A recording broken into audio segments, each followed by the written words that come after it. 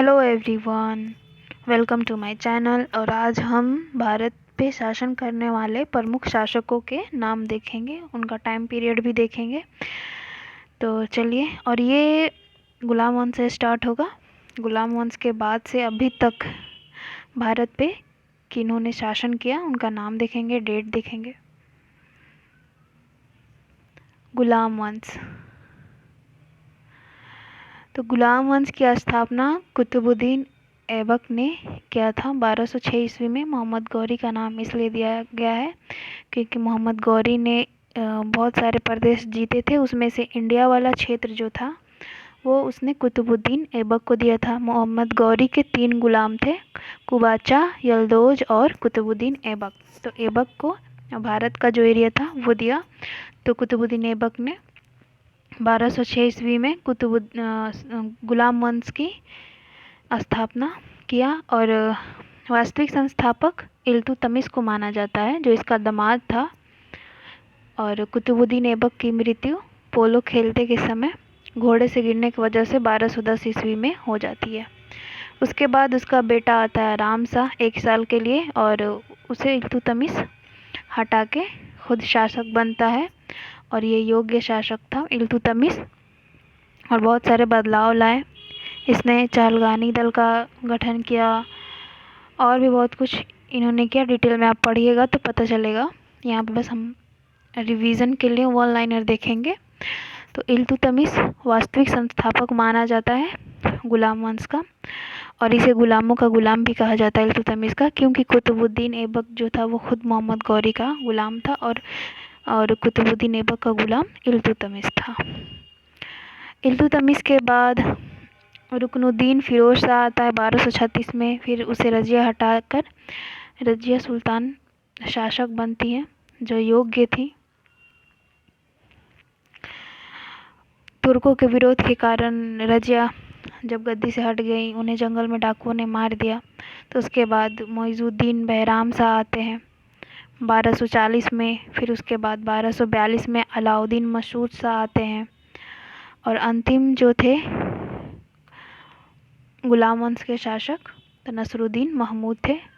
और उसके बाद बलबन आता है, जो रक्त और लौ की नीति अपनाता है, और इसकी बेटी का विवाह इनसे हुआ था। तो ये नायब ममालिक के पद पे था। धीरे धीरे अपनी प्रतिष्ठा और शक्ति बढ़ा के सुल्तान बन जाता है।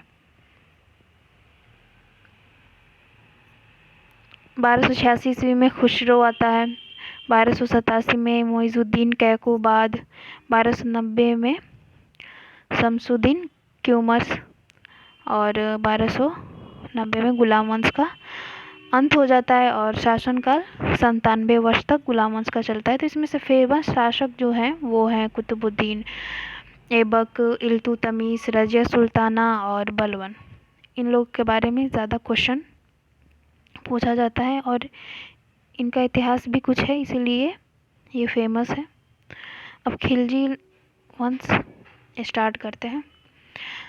तो कुतुबुद्दीन गुलाम वंश का अंत होता है तो खिलजी वंश जलालुद्दीन फिरोज खिलजी स्टार्ट करते हैं, और इनकी हत्या कर देता है। इनका दामाद भी था और बेटा भतीजा भी था अलाउद्दीन खिलजी। तो जलालुद्दीन खिलजी की हत्या करके अलाउद्दीन खिलजी शासक बनता है, और इसने बहुत सारे बाज़ार में सुधार किया था, जो मेडिवल हिस्ट्री में फेमस है बाज़ार सुधार में अलाउद्दीन खिलजी का। उसके बाद 1316 में शहाबुद्दीन उमर शाह आते हैं। 1316 में कुतुबुद्दीन मुबारक शाह। 1320 में नसरुद्दीन खुसरो शाह। 1320 में खिलजी वंश का समाप्त हो जाता है, और शासनकाल कितना रहा? 30 वर्ष लगभग। सबसे छोटा काल इन्हीं का था, खिलजी वंश का। अब तुगलक वंश देखते हैं। 1320 ईस्वी में गयासुद्दीन तुगलक प्रथम तुगलक वंश की स्थापना करते हैं। उनके बाद मोहम्मद बिन तुगलक आते हैं 1325, जिनका एक भी कार्य सफल नहीं होता है। जो भी काम करते थे वो असफल ही हो जाता था। उनके बाद आते हैं फिरोज शाह तुगलक। ये लोगों की भलाई के लिए अच्छे काम किए हैं। 1388 ईस्वी में गयासुद्दीन तुगलक दूसरे आते हैं। फिर 1389 में अबू बकर शाह, 1389 में एक और आ गए मोहम्मद तुगलक तीसरा, 1394 में सिकंदर शाह पहला। तो ये हमारे लिए उतना इम्पोर्टेंट नहीं है, जो इम्पोर्टेंट है वो आप लोग को भी मालूम है, क्योंकि ये चीज़ नाम सुना सुना नहीं है। 1394 में नसरुद्दीन शाह दूसरा, 1395 में नसरत शाह, 1399 में नसरुद्दीन अहमद शाह दूसरा दोबारा सत्ता पर, 1413 में दौलत शाह। फिर 1414 में तुगलक वंश की समाप्ति हो जाती है। शासनकाल 94 वर्ष तक चलता है। उसके बाद सैयद आता है। ट्रिक से आप याद करिएगा ना, शासन वंश कौन कब था तो नहीं भूलिएगा। ट्रिक है जैसे गुल खिला तो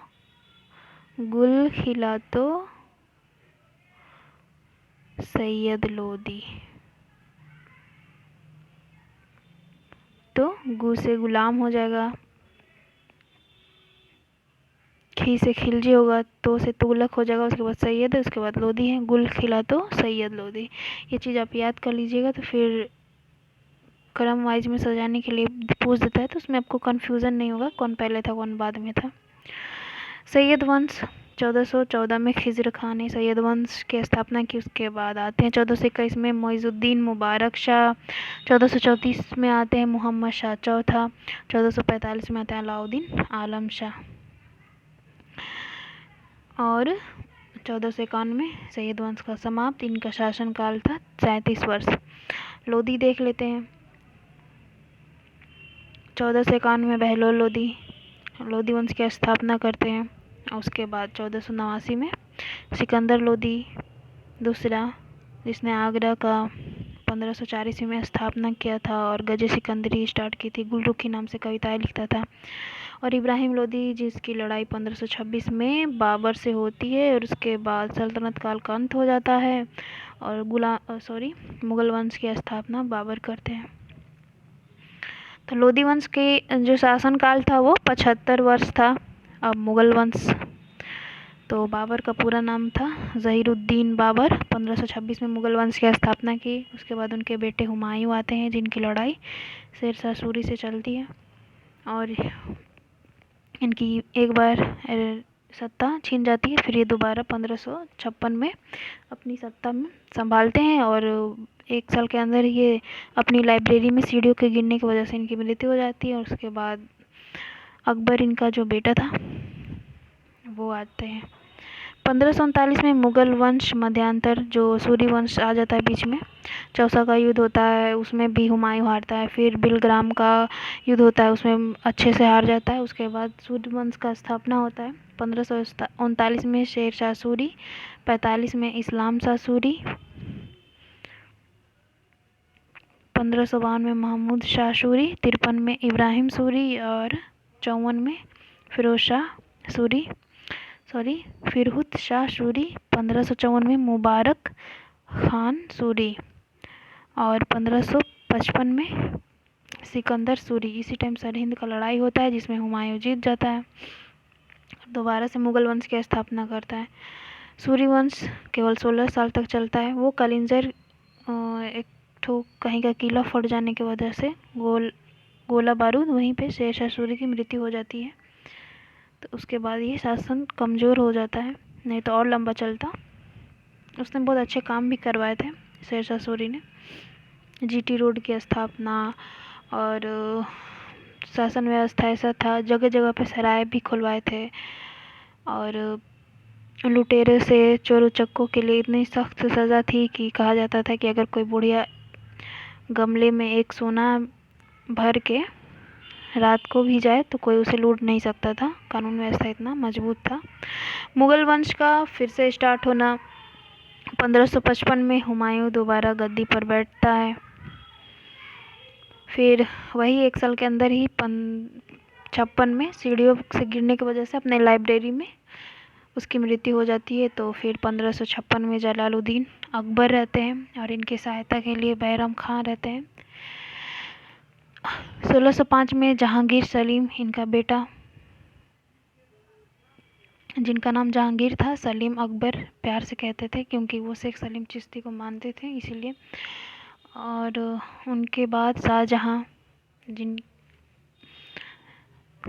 जिन्होंने ताजमहल को बनवाया और भी बहुत सारे स्थापत्य का निर्माण शाहजहाँ ने कराया है। मैक्सिमम जो इंडिया में देखने को मिलते हैं, लाल किला हो गया, जामा मस्जिद हो गया, शाहजहाँ हो गया। 1559 में औरंगजेब आते हैं। फिर 1707 में शाह आलम पहला, फिर 1712 में जहांगीर शाह, 1713 में फारूक शेर जिसे घृणित कायर भी कहा जाता है। 1719 में रईफुद्दर्जात, 19 में रफ़ीउद्दौला, 1719 में निकुशियार, 1719 में महमूद शाह जिसे रंगीला कहा गया था, 1748 में अहमद शाह, 1754 में आलमगीर, 1759 में शाह आलम जिस टाइम बक्सर का युद्ध हुआ था, 1806 में अकबर। राजा राम मोहन राय को राय की उपाधि इन्हीं ने, अकबर जो द्वितीय थे उन्हीं ने दिए थे। 1837 में बहादुर शाह जफर, जिसके बाद 1857 की क्रांति होती है और अंग्रेज इनके जितने भी वंश थे उनको मारकर इन्हें रंगून भेज देते हैं। 315 वर्ष तक मुगल वंश का शासन था। उसके बाद अब ब्रिटिश सरकार का शासन स्टार्ट होता है 1857 की क्रांति के बाद, जब 1 नवंबर 1858 को पूरी नीतियों को ब्रिटिश सरकार ने बदल दिया और डायरेक्ट शासन करने लगा के। तो 1858 में लॉर्ड कैनिंग थे, पहले ये गवर्नर जनरल थे, लेकिन 1858 के 57 की क्रांति के बाद गवर्नर जनरल को वायसराय कहा जाने लगा। तो पहले वायसराय लॉर्ड कैनिंग थे। 1862 में लॉर्ड जेम्स ब्रूस एलिगन, 1864 में Lord John Lawrence, 1869 Lord Richard Mayo, 1872 Lord Northbrook, 1876 Lord Edward Lytton Lord, 80 में लॉर्ड जॉर्ज रिपन। स्थानीय शासन के जनककर्ता इनको माना जाता है। लॉर्ड डफरिन, जिनके टाइम में कांग्रेस की स्थापना हुई थी। 1888 लॉर्ड हन्नी लैंसडॉन, 1894 में लॉर्ड विक्टर ब्रूस एलिगन। सबको याद करना ज़रूरी नहीं है, जिनसे जो घटनाएं रिलेटेड है, जो घटनाएं हिस्ट्री में फेमस है और उस टाइम के जो वायसराय थे, जैसे कि कांग्रेस की स्थापना हो गया, रिपन हो गए, स्थानीय स्वशासन के जनककर्ता माने जाते हैं। लिटन हो गया इन सबको, और कैनिंग हो गया, कर्जन हो गया, इन सबको देखिएगा। 1894 का लॉर्ड विक्टर ब्रूस एलिगन, और ये कर्जन जिन्होंने बंगाल का विभाजन किया था।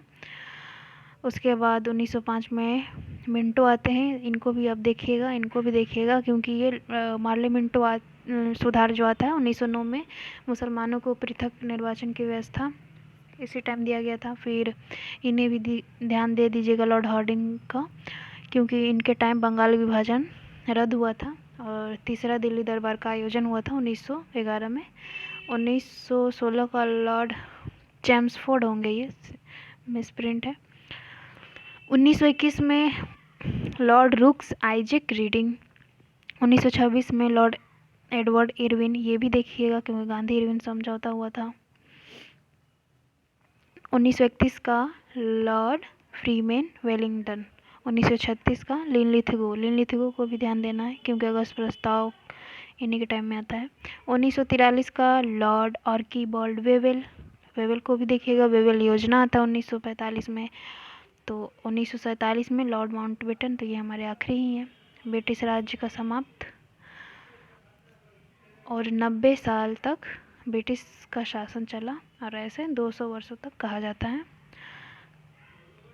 आज़ाद भारत के अब प्राइम मिनिस्टर को हम देखेंगे। तो जब हमारा देश आज़ाद हुआ था तो प्रधानमंत्री कौन बने थे? पहले जवाहरलाल नेहरू, गुलजारी लाल नंदा ये कार्यवाहक प्रधानमंत्री बने थे। उनके बाद लाल बहादुर शास्त्री जी जिन्हें विदेश में इनकी मृत्यु हो जाती है।